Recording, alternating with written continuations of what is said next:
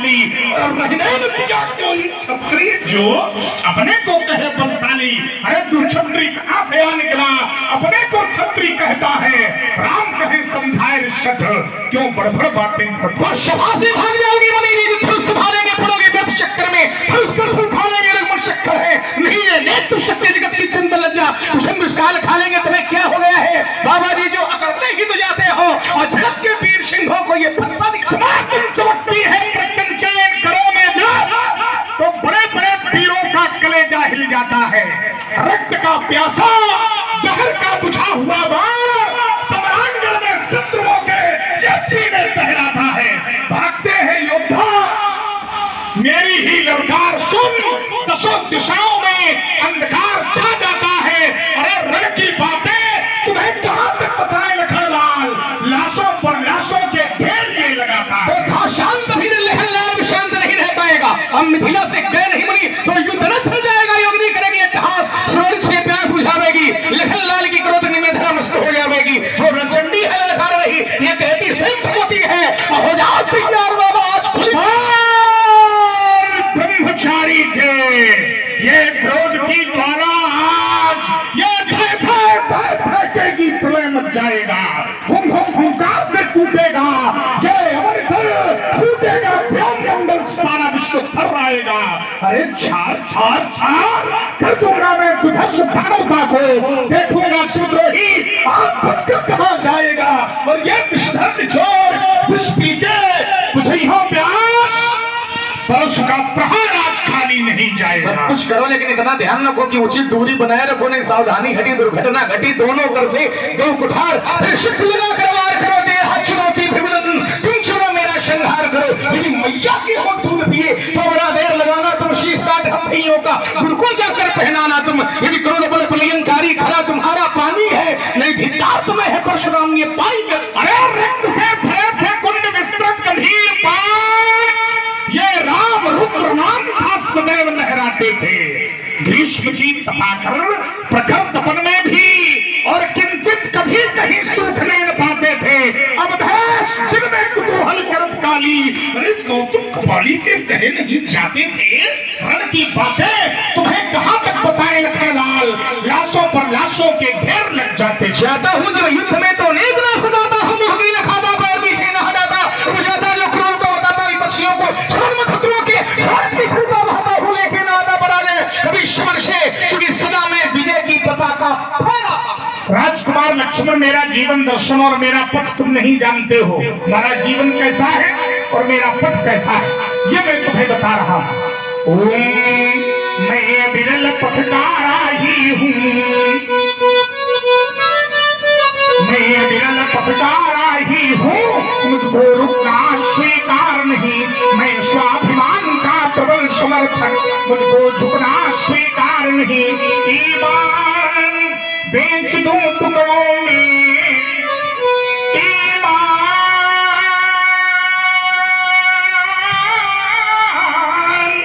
बेच दूं टुकड़ों में यह मेरे बस की बात नहीं।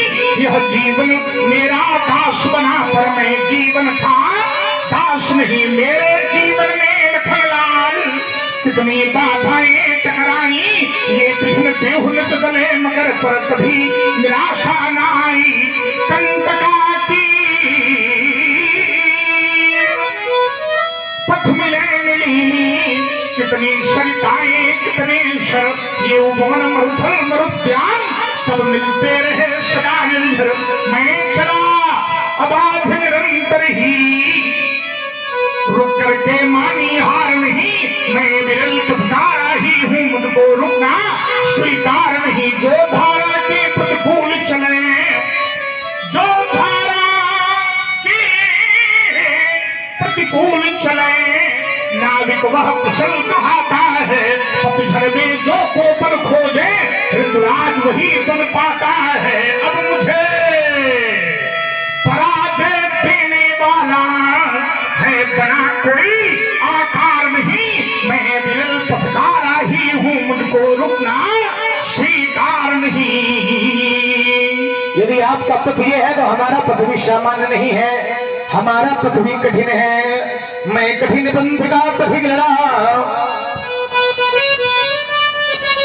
मैं कठिन पंथ का पथिक लड़ा, कृपानित झंझावातों से, कृपानित झंझावातों से ये प्राकृतिक प्रकोप न डरा सके हमको अपने आघातों से, हमको अपने आघातों से। मैं चला जहां मैं जिस पथी पर, तो नहीं देखा मैंने आदि अंत, नहीं देखा मैंने आदि अंत, वर्षा व ग्रीष्म ऋतु, शरद शिशिर, हेमंत और बीता वसंत, हेमंत और बीता वसंत, सुख सेना राग और दुख सेना द्वेष, हो गया पृथक जगन्नाथों से। मैं कठिन पंथ का पथिक लड़ा, कृपानित झंझावातों से। और तो सब ठीक है, लेकिन इसमें थोड़ा परिवर्तन कर दो। इसमें मैं कठिन पंथ का पथिक लड़ा, कृपानित झंझावातों से। क्यों, ये बदल दो। क्यों बदलने? ये आवश्यक है बदलना। मैं कठिन पंथ का पथिक लड़ा, कृपानित झंझा, इसकी जगह कुछ और हो जाए। जैसे ये हो जाए, योगी जीवन योगी तन मन, योगी जीवन योगी तन मन, पर वीर वेश मेरा परिचय, पर वीर वेश मेरा परिचय। मैं शंकर का क्रोधानन हूँ, भैरव का भीषण महोच्चार, अपने अंतस की ज्वाला से अंबर में आग लगा दूं मैं। जल उठे कहीं जल फल चेतन, इतने पर भी अब क्या विस्मय। मैं आदि पुरुष निर्भयता का, मैं आदि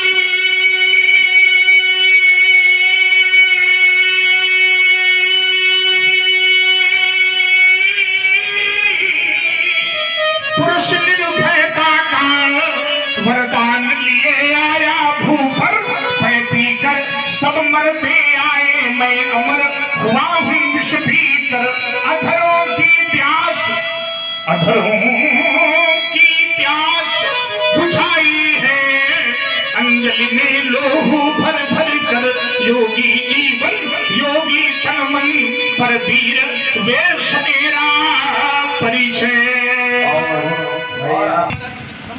बदलने की आवश्यकता इसलिए नहीं है कि समुद्र में न जाने कितनी नदियों का जल आता रहता है, सबका स्वागत है ना। तो जिसका जो पथ है उसी पथ पर बहते चले, तो तुम उसी पंथ पर बहे चलो,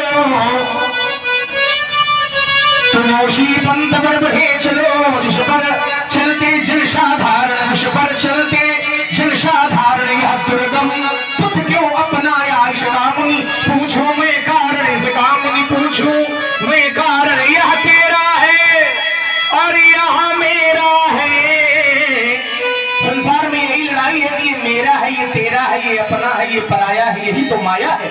मैं और मोड़ तोड़ते माया, यही माया है, इसका तो नाश करना पड़ेगा है। यह मेरा है, यह तेरा है, और इसका कर दोगे जब विनाश, पथिक अकेले ही पथ पर बहते रहने की प्रबल आस। अज्ञात लक्ष्य और अज्ञाती पंथ, तो मुनि मिलो पथिक अज्ञातों से। मैं कठिन पंथ का पथिक लड़ा, कृपानित झंझावातों से। संघर्ष जीवन का पर्याय है, संघर्ष जीवन का पर्याय है। यह चुनौती भरा एक अभियान है, गंतव्य पथ पर बढ़े तुम चलो, गंतव्य पथ पर बढ़े तुम चलो। साधना ही स्वतंत्र सिद्ध वरदान है, कंटका कीर्ण पथ में बिछा दो सुमन, कंटका कीर्ण पथ में बिछा दो सुमन।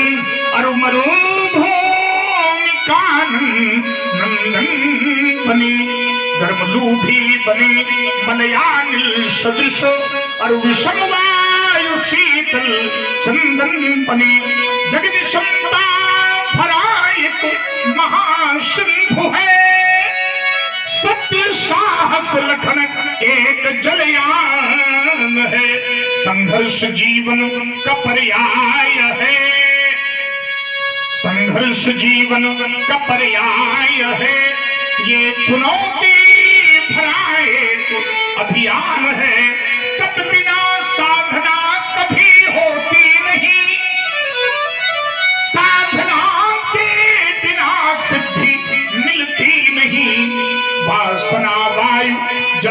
निरोधित नहीं, ज्ञान की ज्योति मुर में है जलती नहीं। दीप आशा जलाए, दीप आशा जलाए, चलो रात दिन यह बिखरती सदा मन मुस्कान है। संघर्ष जीवन का पर्याय है, यह चुनौती भरा एक अभियान है। आचार्य कहते हैं जो संघर्षों से लड़े उसी का, ये जो हमारे निकट श्री गुड्डू जी त्रिवेदी आचार्य कहते हैं जो संघर्षों से लड़े उसी का मान हुआ करता है, और जो संघर्षों में पले उसी का मान हुआ करता है। माना कि संघर्षों से वारिध मन समुद्र, वारिध में निकला विष घट है। समुद्र मंथन किया गया ताकि अमृत मिले, लेकिन अमृत बाद में मिला, जहर पहले मिला। ऐसे ही मनुष्य के जीवन में सफलता बाद में मिलती है, असफलता पहले मिलती है, बुराई पहले मिलती है, तब अच्छाई मिलती है। और जो बुराई से डर जाता है वो लक्ष्य को प्राप्त नहीं कर पाता है। वही कभी कहता है कि माना कि वारिध में निकला विषघट है, माना कि संघर्षों से मानव हो जाता परवश है, किंतु वही कभी संघर्षों से अमृत घट भी मिल जाता है। और जो संघर्षों से लड़े उसी का मान हुआ करता है, जो संघर्षों में पले उसी का मान हुआ करता है। किसी कवि ने कहा कि बिना संघर्ष के जीवन महान नहीं होता है, बिना संघर्ष के जीवन महान नहीं होता है, और बिना संघर्ष के पथ आसान नहीं होता है। और जब तक न पड़े उस पत्थर पर हथौड़े की चोट, तब तक वो पत्थर भी भगवान नहीं होता है। वैसे हर पाषाण, पाषाण माने पत्थर, वैसे हर पाषाण तुच्छ पाषाण हुआ करता है, किंतु कोई पाषाण सरिता के जल में संघर्ष किया करता है। वही कभी जब जीवन के उत्थान पतन में कुछ ऊंचा उठ जाता है, तो वही पाषाण किसी मंदिर का भगवान हुआ करता है। और जो संघर्षों से लड़े उसी का मान हुआ करता है, जो संघर्षों में पले उसी का मान हुआ करता है। सुन है हित औरों के हित जो जीता है, औरों के हित जो जीता है, औरों के हित जो मरता है, उसका हर आंसू रामायण प्रत्येक कर्म ही जीता है। फूलों की शैया को तजकर पथ कांटों में जो अपनाता, वही मानो इस वसुधा पर, वही मानो इस वसुधा पर नर से नारायण बन जाता। वही मानो इस वसुधा पर नर से नारायण बन जाता। ध्रुववासी जो हिम में तम में नित हाफ हाफ कर है जीता। अनुराग अलौकिक वह भी अपनी इस मातृभूमि पर है रखता। आप कहते हैं औरों के हित जो जीता है, आप कहते हैं औरों के हित जो जीता है और औरों के हित जो मरता है। जीना मरना संसार का नियम है, इसका नाम ही है जग। जा माने जन्म लेना, होगा माने गमन करना। जिसका जन्म है उसका मरण निश्चित है।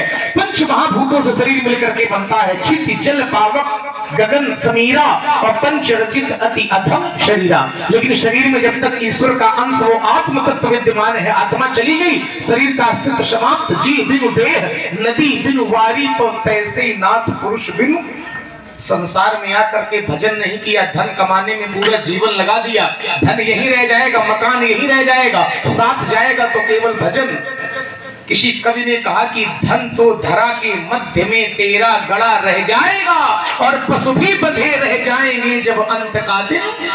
नारी लगे प्यारी भली रोती खड़ी रह जाएगी और जिस देह पर तू गर्व करता वो धूल में मिल। इसलिए भगवान के भजन में मन लगावे। जीव आता कैसे है और जाता कैसे है? तो यह मुट्ठी बांधे आया जग में और खोले खोले जाएगा तो उड़ जाएगा।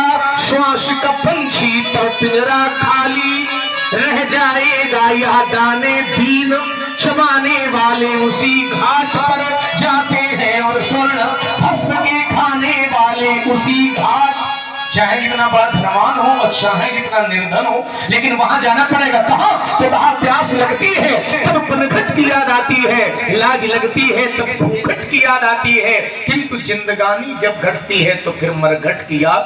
वहां सबको जाना पड़ेगा। हमने जो कमाया है मकान दुकान ये सब यही रह जाएगा। ये कोठी बंगले खड़े रह गए और हर नगीने जड़े रह गए। अंत में लखपति को न ढेला मिला और हंस जब जब उड़ा तब अकेला उड़ा ना ही राजा रहा। लोग न जाने कितने मकान बनवा लेते हैं, एक बना होगा और दूसरा बनवा के ठाड़ कर दे, लेकिन मकान ये साथ नहीं जाएगा। ये कोठी बंगले खड़े रह गए और हर नदी में जड़े रह गए। अंत में लखपति को न ढेला मिला और हंस जब जब उड़ा तब अकेला उड़ा ना ही राजा रहा और ना ही रानी रही, पर ये कहने को केवल कहानी रही। ना ही राजा रहा और ना ही रानी रही, ना बुढ़ापा रहा ना जवानी रही। तो क्यों ना हम अपनी कहानी को भगवान के चरित्र से जोड़ दें तो हमारी कहानी भी अमर हो जाए। ये जो विवेक होगा ये बिना सत्संग के नहीं होगा। अगर हर व्यक्ति ये जान जाए तो फिर बंधन का कारण ही क्यों बने? क्योंकि व्यक्ति का जो मन है ये मन ही व्यक्ति के बंधन और मोक्ष का कारण है। मन एव मनुष्याणाम कारणम बंध मोक्ष। मन ही मनुष्य के बंधन और मोक्ष का कारण है। अच्छा, कभी कभी होता भी है, हम जानते तो हैं लेकिन जानने के बाद भी हम उसको खुले हृदय से स्वीकार नहीं कर पाते। ये जानते तो सब है कि हमें जाना है, लेकिन जानने के बाद भी इस प्रकार सत्य को भी हम स्वीकार नहीं कर पाते। तो स्वीकार करना चाहिए। ये स्वीकारोक्ति कब होगी? जब मोह मिटेगा और विवेक जागृत होगा। कोई विवेक मोह भ्रम भागा तब रघुनाथ है ना। तो जब मोह जाएगा तो विवेक जागृत होगा। जब विवेक जागृत होगा तब हमारी अनुरक्त कहीं न कहीं परमात्मा के चरणों में बढ़ेगी। इसके लिए सत्संग की आवश्यकता है और वो भी भगवान की कृपा से ही प्राप्त होता है। इसलिए आचार्य कहते हैं व्यास जी, जग में सत्संग बिना मानो सती गति मति पाना। क्या जाने आसुरी प्रकृति के जो प्राणी वो सत्संग में आना। क्या जाने जग में सत्संग। फिर आचार्य ने कहा क्या? जीवन में जितने दुख दिखते सब निज कर्मों के द्वारा ही, पर जिनमें इतना ज्ञान नहीं वह दोष निराना। क्या जाने जग में सत्संग बिना मानो सती गति मति पाना। क्या जाने आचार्य ने कहा जो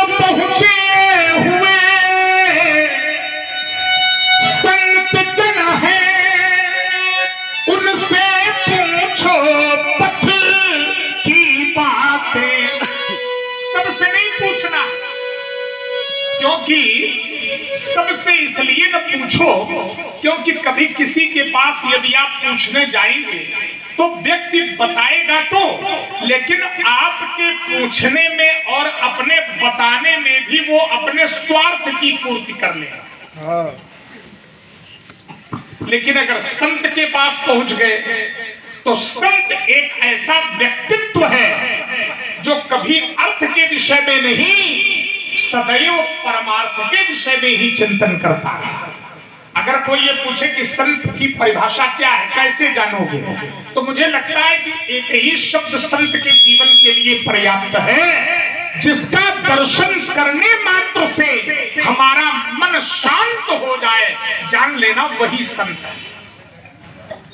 दर्शन मात्र से शांति हो जाए वही संत है। केवल ऐसे लोगों से पूछो, और जब पूछोगे तो कहीं न कहीं आपको वह मार्ग वो प्रशस्त करेंगे, बताएंगे। तो आचार्य कहते हैं क्या, जो पहुंचे हुए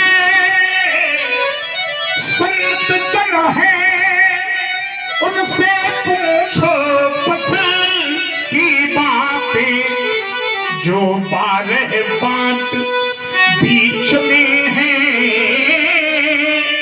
वो राह दिखाना, क्या जाने जग में सत्संग बिना मानो सती गति मति पाना। अंतिम पंक्तियों में आचार्य ने कहा क्या, उन्नति का साधन सेवा है। यदि उन्नति चाहते हो तो सेवा करना सीखो। उन्नति का साधन सेवा है, जिससे ही आत्मा शुद्धि होती, पर लोभी मोही अभिमानी सेवक पद पाना, क्या जाने जग में सत्संग बिना मानो सती गति मति पाना, क्या जाने जग में सत्संग